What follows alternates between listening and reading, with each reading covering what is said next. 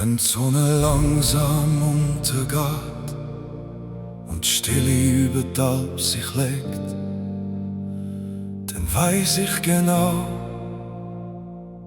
da bin ich daheim.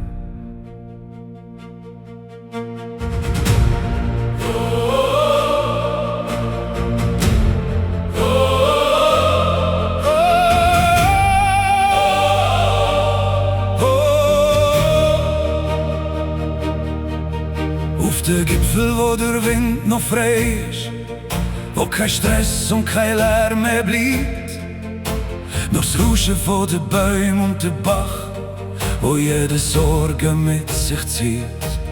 Kühe auf der Weide, ganz friedlich und still, Glocken tönen wie ein Lied, und jeder Schritt in dem grünen Gras fühlt sich an wie ein Versprechen für mich. Egal wo ich gang, egal wie weit, mein Herz zieht mich immer zurück.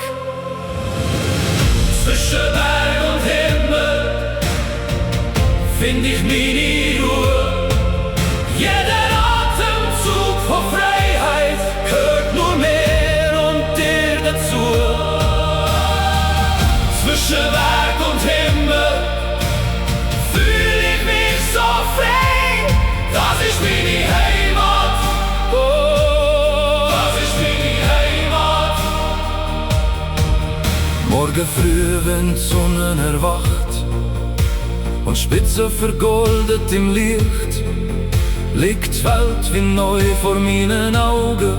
So klar, so still, so echt. Es Feuer brennt irgendwo in der Nacht.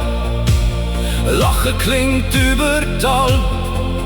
Und ich weiß, egal was kommt, das Gefühl verliere ich nie. Und wenn Sterne über mir stehen, dann spür ich bin nicht allein.